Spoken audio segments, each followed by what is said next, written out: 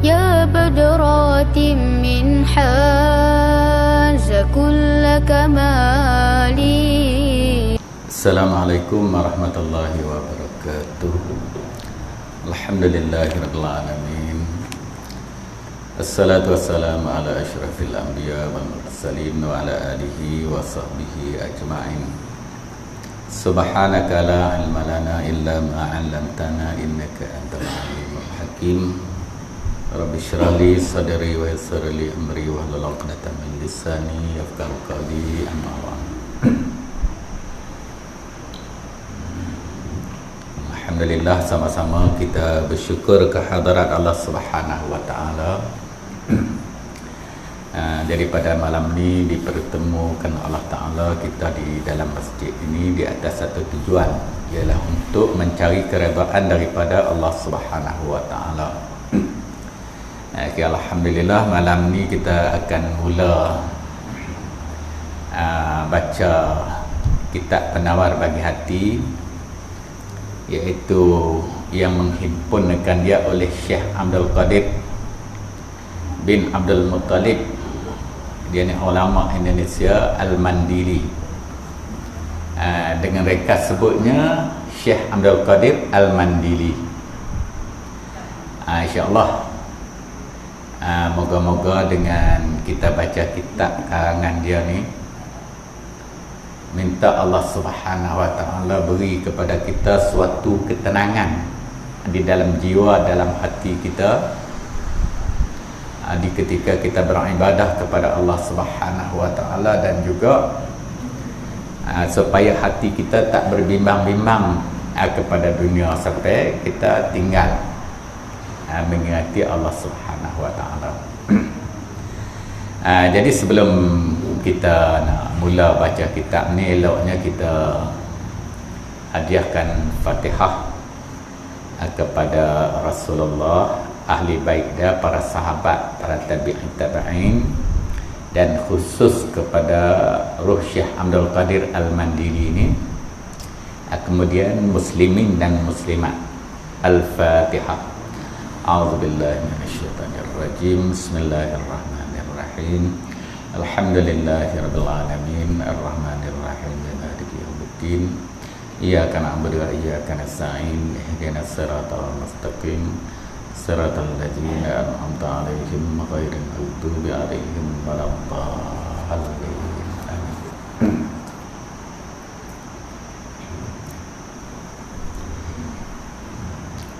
Bismillahirrahmanirrahim. Segala puji bagi Allah, Tuhan yang menjadikan ia akan jin dan manusia supaya mengerjakan mereka itu akan ibadah. Lagi yang sangat mengetahui ia akan yang tersembunyi di dada dan segala mata yang khianat, dan lagi akan bertanya ia daripada pendengaran dan penglihatan dan hati dan lainnya, iaitu pada hari kiamat. Jadi Tuan Syekh ni dia terjemah terus. Ada setengah kitab lain dia rencanakan dengan lafaz puji Alhamdulillah. Sini tak terus gitu. Ialah untuk nak meringkaskan kitab dia ni. Jadi molek sangatlah. Jadi sebagai permulaan pada malam ni, kita terjemah sikitlah ayat Bismillahirrahmanirrahim ini. Terjemah makna dia, tafsiran dia sikit, seperti mana yang ditafsirkan oleh ulama. Bismillahirrahmanirrahim. Dengan nama Allah yang Maha Pemurah lagi Maha Penyayang. Semua kita, tiap-tiap pekerjaan kita yang tak makruh dan tak haram, disunatkan kita baca Bismillahirrahmanirrahim, ialah untuk menuntut barakah daripada Allah Subhanahu wa taala, dan juga kita beramal dengan hadis Nabi sallallahu alaihi wasallam. Nabi bersabda, Allahumma salli ala Muhammad wa ala alihi. Kullu mri'in zibalin la yubda'u fihi bi bismillahirrahmanirrahim wa huwa abtah awil ajzam, bi makna qalilul barakah. Jadi pekerjaan, tiap-tiap pekerjaan yang ada mempunyai cita-cita pada agama. Mana pekerjaan yang tak haram, yang tak makruh. Sekiranya kita tak mulakan dengan membaca Bismillahirrahmanirrahim, Nabi kata fahuwa aqta awil ajzam, makna terputus, putus ekor lah mana ada. Dengan makna bimakna qalilul barakah, dengan makna kurang berkat. Jadi kita ambil daripada hadis ni, kita nak mula apa-apa sesuatu, hendaklah kita mulakan dengan Bismillahirrahmanirrahim, dengan nama Allah yang Maha Pemurah lagi Maha Penyayang. Ini sebagai mukadimah permulaan yang pertama. Permulaan yang kedua, segala puji bagi Allah, Tuhan yang menjadikan ia akan jin dan manusia. Apa hikmah Tuhan jadi jin dan manusia ni? Wa ma khalaqtul jinna wal insa illa liya'budun. Aku tak jadikan jin dan juga manusia melainkan untuk beribadah kepadaku. Maka Tuhan Musannaf dan pengarang ni, dia masuk segala puji bagi Allah, Tuhan yang menjadikan ia akan jin dan manusia. Jadi jin dan manusia ni ialah supaya mengerjakan mereka itu akan ibadah, kerja ibadat. Maknanya mematuhi 100% perintah Allah Subhanahu Wa Taala. Bukan makna ibadat tu semayang saja tak. Semayang sebahagian daripadanya, puasa, zakat, haji. Dan ibadat ni makna tiap-tiap gerak-geri kita, tingkah laku kita, ialah kita tengok, kita pandang, semua itu adalah dikehendaki oleh Allah Subhanahu Wa Taala. Lagi yang sangat mengetahui ia, yakni Allah Ta'ala sangat mengetahui akan yang tersembunyi di dalam dada seseorang. Kita sama-sama kita tak tahu apa yang duk niat tersirat di dalam dada seseorang, tapi Tuhan tahu. Tuhan Maha mengetahui yang tersembunyi di dalam dada satu. Mana hak dalam. Dan segala mata yang khianat, mata ni kadang-kadang dikeling sana keling sini gitu. Mana tengok tempat molek, alhamdulillah. Tak molek tu makna khianat. Jadi Tuhan tahu. Ada Tuhan tahu, Tuhan mengetahui, dan lagi akan bertanya ia, yakni Allah Ta'ala, daripada pendengar, telinga kita, dan penglihat, mata kita, dan hati, dan lainnya. Tanya tu bila? Pada hari kiamat. Bukanlah ni. Allah ni dok. Tak tanya lagi, tanya pada hari kiamat, di hari akhirat tu. Allah ni Tuhan perintah kepada malaikat untuk tulis apa yang kita lakukan di dalam dunia ni. Tulis-tulis masuk dalam buku, dalam diri malaikat tu akan dibentang di yaumul mahsyar nanti. Lepas tu Tuhan tanya, Tuhan tanya, hari sekian kamu buat apa? Bigan ni. Tu. Jadi Tuhan tanya, bukan tak tahu dah, nak tengok kita ni. Nak jawab lagu ni. Tu. Jadi apa yang kita tahu dah, maknanya Tuhan mengetahui, kemudian dia akan tanya kita pada akhir akhirat. Dan selawat dan salam adalah kedua-duanya bagi Nabi yang dibangkitkan kepada sekalian alam kerana rahmat. Selawat dan salam, salatan wa salaman daimain. Selawat dan salam adalah kedua-duanya, selawat dan salam itu bagi Nabi SAW yang dibangkitkan kepada sekalian alam kerana rahmat. Ini hikmah Nabi kita ni diutus Allah Ta'ala bukan sekat manusia bangsa Arab. Maknanya kafatan linnas, mana sekalian alam, termasuk alam manusia, termasuk alam jin, dan termasuk alam-alam yang lain lagi. Tu. Diutus Allah Ta'ala bagi Nabi kita sallallahu alaihi wasallam tu ialah kerana rahmat. Rahmatan lil alamin. yang bersabda yakni Nabi SAW, bahwasanya Allah Ta'ala tiada menilik ia akan rupa kamu, dan tetapi menilik ia kepada segala hati kamu. Innallaha la yanzuru ila suwarikum walakin yanzuru ila qulubikum au kama qala. Nabi sabda. Syekh ni dia terjemah. Terjemah, Allah Ta'ala tu tiada menilik, tak tengok rupa parah kecantikan kamu, segak kamu, itu tak ada nilai di sisi Tuhan. Bukan nilai yang tu. Dari segi pakaian baru hebat, kok ni kenderaan besar, rumah besar, tanah banyak, apa semua, bukan yang tu. Dan tetapi menilik ia yakni Allah Ta'ala kepada segala hati kamu. Mana dalam, bahasa cara kita ni nak cara dalam hati, cara dalam, cara dalam. Jadi hati kita ni sebagai raja. Jadi raja ni tilik tengok tang raja. Raja nak perintah buat apa? Raja perintah kaki, berjalan bintang ni tepat gian-gian.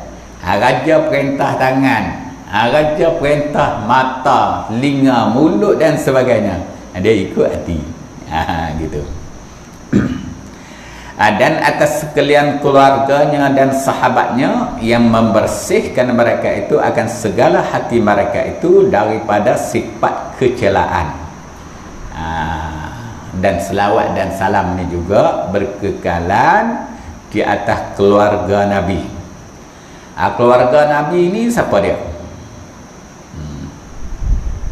Dan sahabatnya. Jadi keluarga Nabi ni kita faham dia, kita faham ni anak cucu dia lah.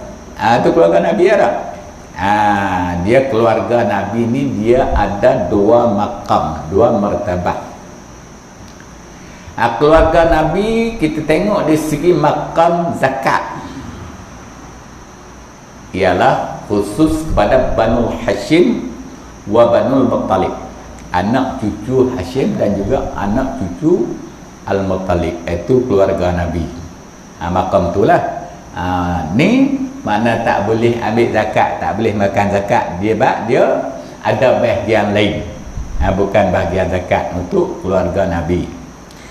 Adapun di makam doa, di makam doa ni kata ulama, keluarga Nabi SAW ialah tiap-tiap orang yang beriman, yang takut kepada Allah. Yang beriman, yang takut kepada Allah Ta'ala, keluarga Nabi. Dan kata pandangan setengah ulama yang lain, yang beriman tu semua keluarga Nabi, termasuk kita. Maknanya kita masuk keluarga Nabi. Maka di dalam doa keluarga Nabi wa alihi ini termasuk kali. Maknanya doa tiap-tiap kita minta, orang lain minta keselamatan rahmat ni kepada keluarga Nabi, termasuk kita. Gitu kata keluarga Nabi. Dan sahabatnya, yakni sahabat Nabi SAW, siapa dia pula? Sahabat Nabi ialah orang yang hidup sezaman dengan Nabi, berjumpa dengan Nabi, syarat dia beriman. Beriman dengan Nabi walaupun tak tengok. Dia sahabat. Yang tak tengok aja nak orang buta. Buta beriman dengan Nabi, hidup sezaman Nabi, nama dia sahabat. Adapun musuh Nabi tak nama sahabat, itu memang adu. Seteru Abu Lahab, Abu Jahal dan lain-lain pengikut kedua adalah bapa penakan dia yang tak beriman kepada Nabi, tak nama keluarga, tak nama sahabat. Sebab tak nama sahabat tu nama dia musuh. Gitu. Semua sekali Nabi, para ahli keluarga, para sahabat yang membersihkan mereka itu akan segala hati mereka itu daripada sifat kecelaan. Sifat kecelaan ni, kecelaan syarak. Imam Ghazali dia masuk dalam kitab dia 10 sifat kecelaan tu. Termasuk daripadanya hubbul dunya, hubbul jah dan lain lagi lah. Di depan dia ada cerita. Dia ada sebut Syekh Abdul Qadir Al-Mandili ni. Dan menghiasi mereka itu akan dia dengan perangai-perangai yang baik. Dengan perangai-perangai yang baik dan sifat kepujian, sabar, tawakal, dan lain lagi lah. Tu. Mana kita ni pada cara ke Allah tu. Amma ba'du wa ba'da basmalah wa ba'da alhamdulillah wa salatu wa salam ila akhirih lah yang kita baca saat ini. Kata dengan Tuan Syekh ni, maka ini sebuah kitab yang kecil pada permulaan ilmu tasawuf. Tu dah cerita kitab karangan dia ni.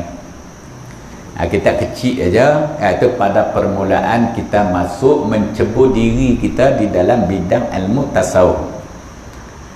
Hamba namakan dia, yang ini namakan kitab ini, hamba himpunkan dia akan kitab ini kerana peringatan bagi hamba sendiri dan bagi sekalian saudara-saudara yang baru belajar macam kita ni lah, untuk mudah kita ni.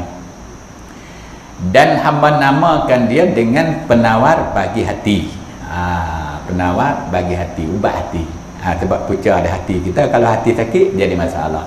Hati sihat, sihat belakang semua anggota.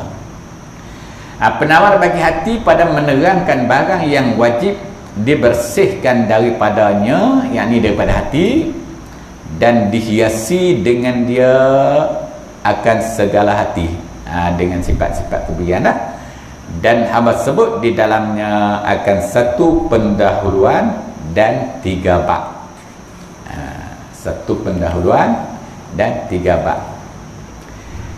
Dan akan Allah Ta'ala juga hamba pohonkan, dan akan Allah Ta'ala juga hamba pohonkan bahawa memberi munafaat ya Allah Ta'ala dengan ini kitab bagi hamba sendiri dan bagi sekalian pembacanya, dan bahawa menjadikan ia akan dia ikhlas semata-mata menuntut keredaan. Ini keredaan daripada Allah Ta'ala, kerana bahwasanya ia sangat kuasa atas tiap-tiap suatu. Ini merupakan doa daripada tuan pengarang kitab ni. Biasanya kalau kita duk ngaji belajar pondok dulu ni, apabila tu nak buka kitab baru, kita duk jauh pun pergi ambil doa, ambil barakah daripada doa tuan pengarang ni. Lebih-lebih lagi biasanya yang duk belajar mengaji itu cari duit sendiri. Saya lah kadang-kadang keputusan modal ni nak sana terbit cari duit, mukul padi lah, tanam getah macam-macam lah gitu. Dengar-dengar kita nak buka kitab baru, berhenti saat tu balik tu. Tak dah habis-habis baru buka ni, jiwa kerja pula. Jadi begitu. Alhamdulillah. Jadi pada malam ni kita boleh duduk dalam masjid ni sebagai permulaan kitab penawar bagi hati ni, dan juga kita dapat munafaat daripada doa tuan pengarang kitab ni pada malam ni. InsyaAllah kita minta supaya Allah Ta'ala beri berkat, dapat kita beramal dengan isi kandungan kitab ni, seperti mana kata dengan Tuan Syekh Abdul Qadir Al-Mandili ni, dia kata semata-mata menuntut keredaan. Ini keredaan daripada Allah. Yang menghimpun Abdul Qadir Al-Mandili, Syekh Abdul Qadir Abdul Muttalib Al-Indonesia Al-Mandili. Mana di masa sekarang tu Khawadim Talabatul Ilmi Asy-Syarif Bil Harmil Al-Makki.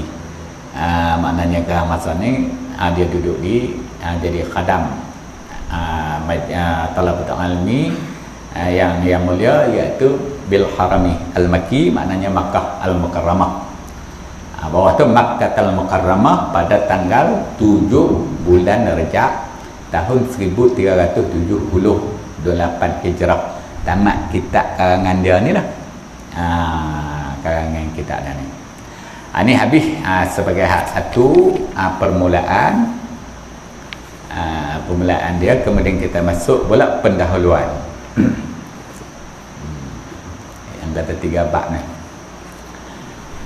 Allahumma salli ala Muhammad. Jadi pendahuluan. Jadi mana-mana kitab pun dia sebut gitulah.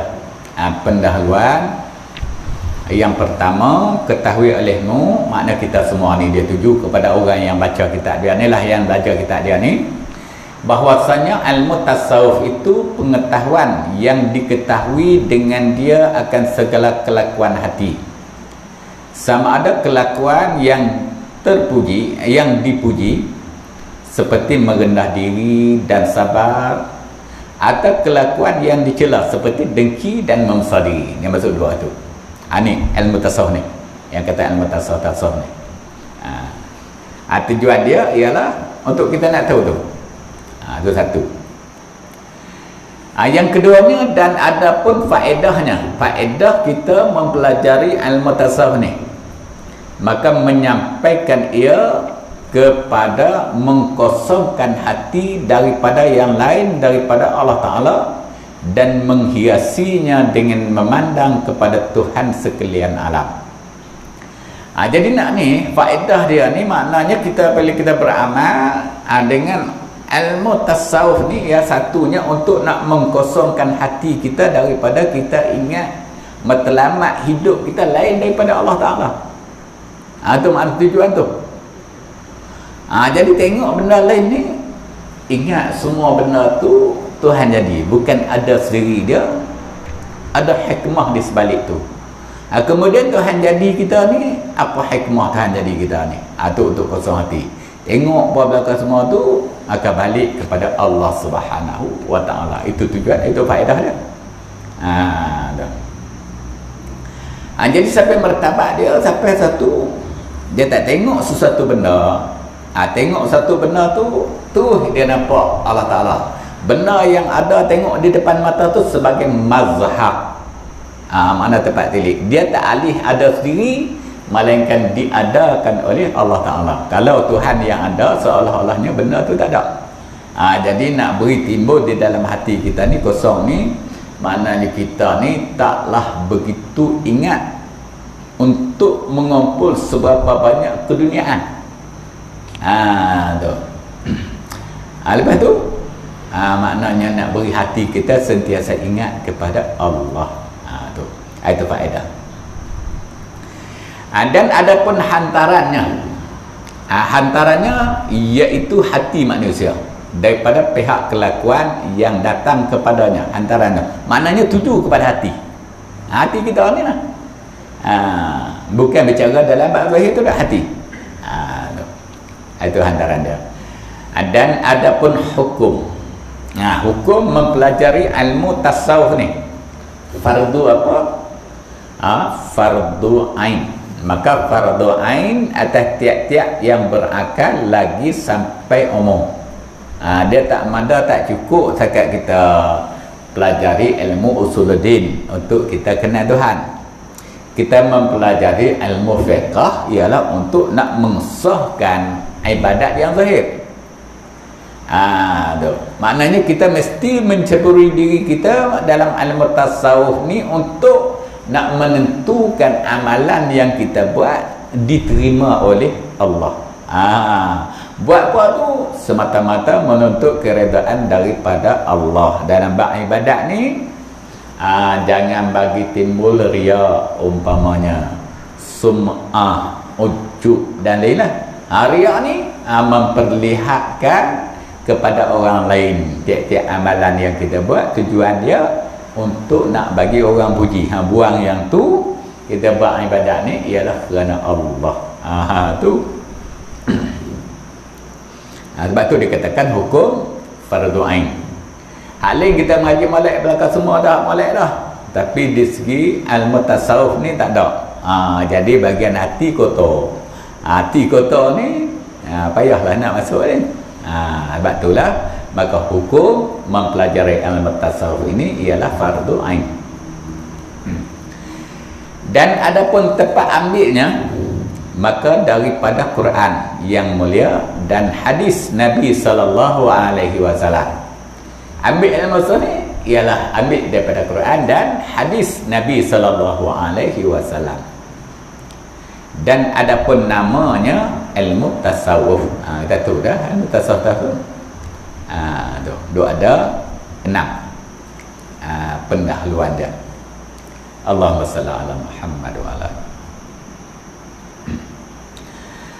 Dan ketahui olehmu bahwasanya maksud daripada ilmu tasawuf itu, maksud dia, tujuan dia membersihkan segala anggota yang zahir daripada segala perbuatan yang keji, yang tak molek, supaya ada ia menyampaikan kepada membersihkan hati daripada segala sifat kecelaan.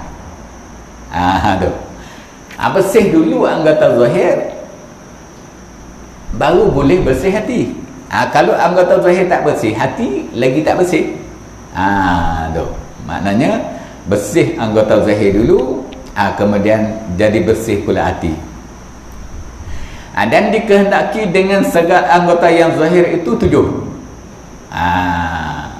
Pertama mata, dan kedua telinga, dan ketiga lidah, dan keempat perut, dan kelima farak kemaluan, dan keenamnya 2 tangan, dan ketujuhnya 2 kaki. Ini dikatakan anggota yang zahir.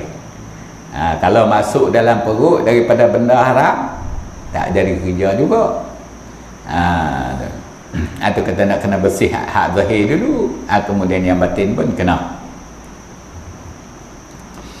Dan hendaklah kau ingat di dalam hati engkau akan bahwasanya Allah Ta'ala telah memberi nikmat ia akan dikau dengan beberapa nikmat yang besar-besar.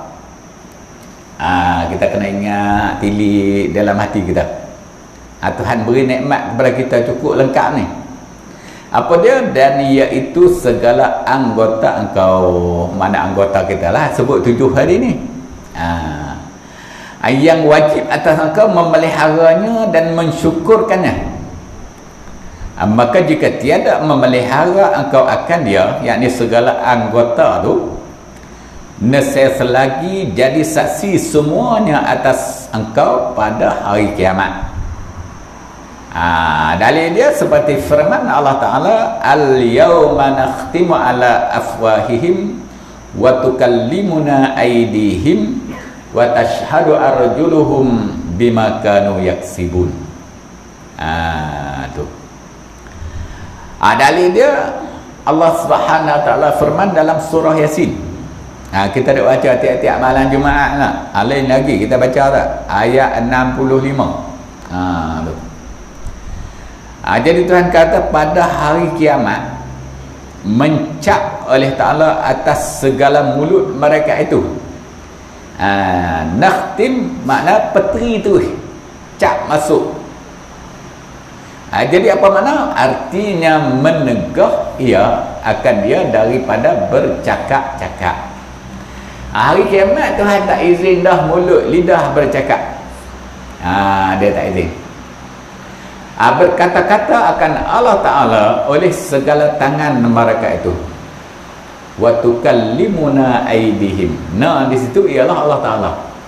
Dan berkata akan kami, yakni Allah Ta'ala itu, oleh segala tangan mereka itu.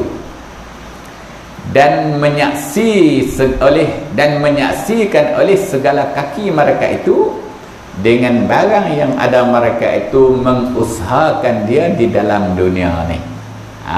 Ingat molek-molek Tuhan firman dalam surah Yasin, Tuhan akan tanya masa tu mulut tak cakap ke dah. Yang akan bercakap tangan.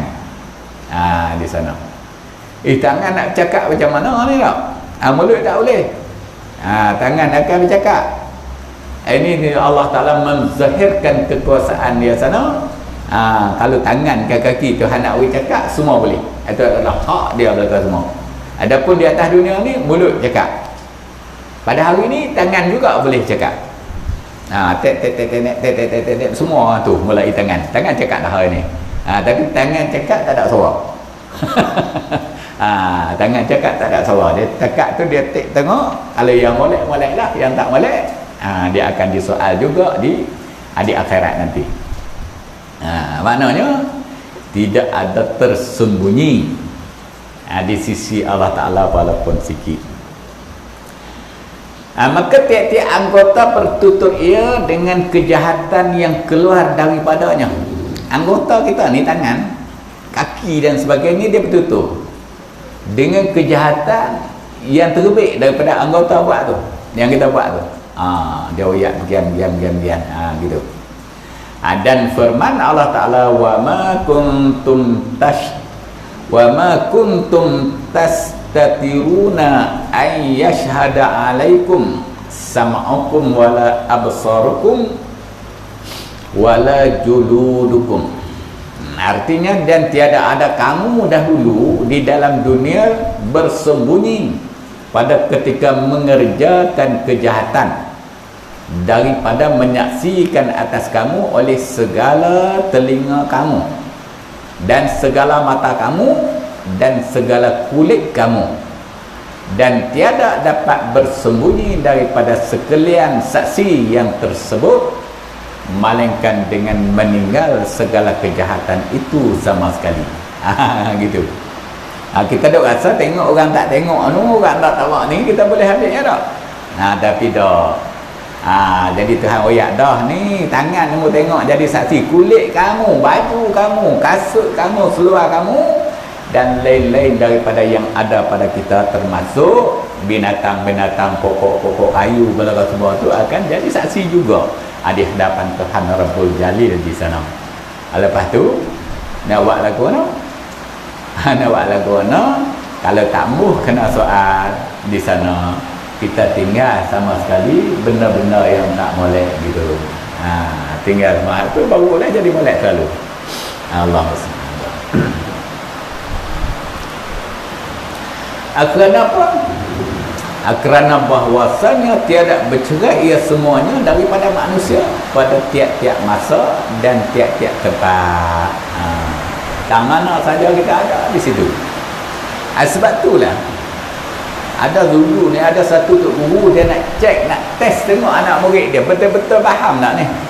Duk ngaji kitab ni banyak dah. Khatam kitab buka baru, lepas khatam buka baru, lepas khatam baru. Dia nak cek tengok betul-betul faham kada dengan sifat dalam pengertian sifat basar yang ada pada zat Allah Ta'ala, nak beri timbul di dalam hati ni. Jadi pada satu hari tok guru ni dia nak cek tengok anak murid dia berapa ramai tu. Tok guru belayang, dia beri pisau seorang sebilah, ayam seorang sekor. Dia suruh pergi sembelih lah tempat mana yang manusia tak tengok, tak ada tempat mana yang tidak ada orang tengok. Apa tu guru ni orang cerdik. Cerang siap dalam kawah tu. Sampai mari celor cabut nak orang gulai ayam. Berilah. Beri semua ramai-ramai nak beri dia seorang sekor ayam, pisau seorang sebilah. Pergi sembelih tepat, tak ada siapa tengok. Pakat bawa pergi lah, ada yang menjelik di Perdu Palah. Betul lah pondok macam tu ada. Perdu Getah orang kat belakang tu. Tengok balik sekor sembelih. Tunggu tadi duduk tunggu tengok. Tunggu tengok. Lah kali yang ujung kali ni. Ada lagi seorang ni tak sampai balik ni, ke mana pergi sembelih ke mana tu ni. Tengok yang seorang lagi ni, dia buat balik ayam hidup. Buat balik hidup ayam. Marah tu ni. Apa tak sembelih ni hal lain tengok ni kawan-kawan semua sembelih ni, kita nak cabut nak gulai ni. Dia dah kena marah satu dah, koyo tunduk dah. Malu ke orang lain. Dia jawab slow. Dia tahu hai tu guru dia dah. Saya nak sembelih dah. Pergi bergelik di sana, bawa pegang pisau nak sembelih. Tengok Tuhan duk tengok, malaikat tengok pula. Tak jadilah tu. Pusing kita ni pula. Macam tu juga. Akhir sekali tak tahu sembelih kan. Bahasa tu guru kata tempat tak ada siapa tengok. Jadi tempat tak ada siapa tengok, tak ada. Melainkan Tuhan duk tengok. Jadi Tuhan tengok ni lah. Sebab tu tak ada sembelih. Tu. Dengan jawapan dia, alasan dia jawab tu, mana kata tu kata ramai-ramai anak muridku ni seorang yang baru bolehnya. Tu. Hak lain kan tepuk dia. Lagu tu apa nak tengok. Jadi tujuan hikmah kita belajar ilmu tasawuf ni, satunya untuk hati kita ni sentiasa ingat Tuhan duk tengok kita. Tak kira di mana saja kita ada, di situ Tuhan tengok. Dan Tuhan perintah kepada malaikat pula tukang tulis, satu tu belah kanan, satu belah kiri. Apa kita buat, dia tulis. Hak baik dia tulis 1 ganda 10. Hak tak baik satu-satu lah tak. Tengok. Jadi pada ketika tu, apabila kita nak lakukan benda-benda yang agak salah, kita ingat Tuhan tengok. Tuhan tengok, kita tak berani. Tak berani pun kita nak ambil benda keduniaan ni suatu benda yang sementara saja. Kemudian di akhirat sanalah yang kekal abadi di sana. Jadi maknanya tak berani nak buat benda lah. Aku nak buat benda ni, Tuhan tengok. Dah Tuhan tengok, Tuhan akan tanya di akhirat sana. Kemudian malaikat tulis. Malaikat tulis akan betang di sana. Bila betang di sana, dalam jutaan manusia semua duk tengok kita, malu tak? Malu. Jadi apabila malu tengok lagu tu, ingat kepada Allah Ta'ala, maka segala sesuatu yang ada di atas dunia ni, segala urusan apapun, urusan rezeki dan umpamanya, adalah milik Allah Subhanahu Wa Ta'ala. Sebab tu orang Islam yang beriman, dia tak ragu langsung dalam bab rezeki ni. Bab boleh makan tak boleh makan ni, pasal apa? Tuhan dah jamin dah rezeki kita ni. Tuhan jamin dah. Nak kumpul pergi banyak, pergi banyak. Pergi banyak tu untuk nak taruh ke siapa? Anak cucu kita. Jadi begitu yang kita yang akan bersama-sama dengan kita ialah kain putih 3 lapis tu. Tengok begitu.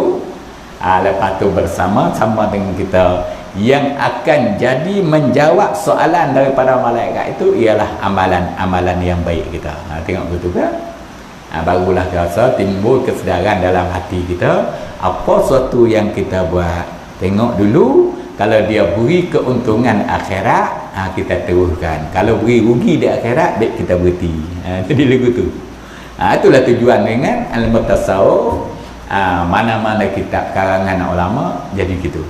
Jadi insya-Allah kita pakat-pakat tengok, tilik tengok, kita mengaji kitab karangan Syekh Abdul Qadir Al-Mandili ni.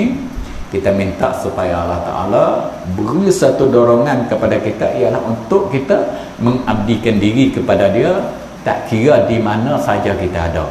Di masjid kita ingat Tuhan duk tengok kita, di atas jalan raya juga Tuhan duk tengok kita, di rumah kita juga Tuhan duk tengok kita, di dusun kita, di dusun juga Tuhan duk tengok kita, belakang semua tu Tuhan duk tengok kita semua.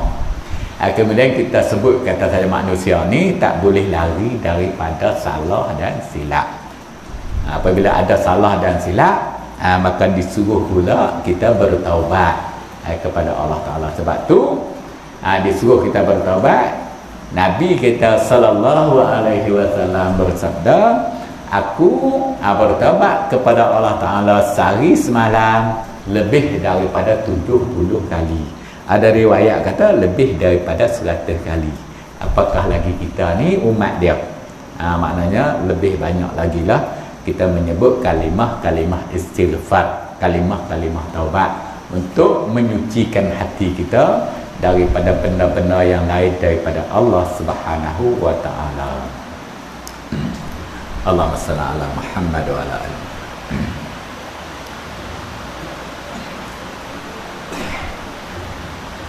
Selagi menyebut hamba akan 7 pasal bagi segala anggota yang 7. Wallahu alam, kita tengok sekat ni lah dari mana. InsyaAllah kita sambung kali lain.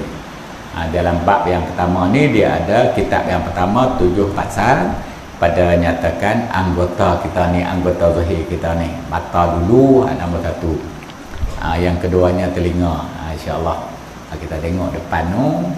Mata kita ni hikmah Tuhan beri mata pada kita ni untuk Allah. Gitu. Wallahu subhanahu wa ta'ala. Bismillahirrahmanirrahim. Alhamdulillahirabbil alamin. Assalatu wassalamu ala rasulillahi wa ala alihi wa sahbihi ajmain. Allahumma aghnina bil ilmi wa zayyina bil hilmi wa akrimna bit taqwa jamalna bil afiyah Allahumma nawwir qulubana bi nuri hidayatika kama nawwartal arda bi nuri syamsika ya fattah ya alim. Iftah alaina fatahan qariba. Rabbana atina fid dunya hasanah wa fil akhirati hasanah wa qina azabannar. Wa sallallahu ala sayyidina Muhammadin wa ala alihi wa sahbihi wa sallam. Walhamdulillahi rabbil alamin. Taqabbalallahu minkum.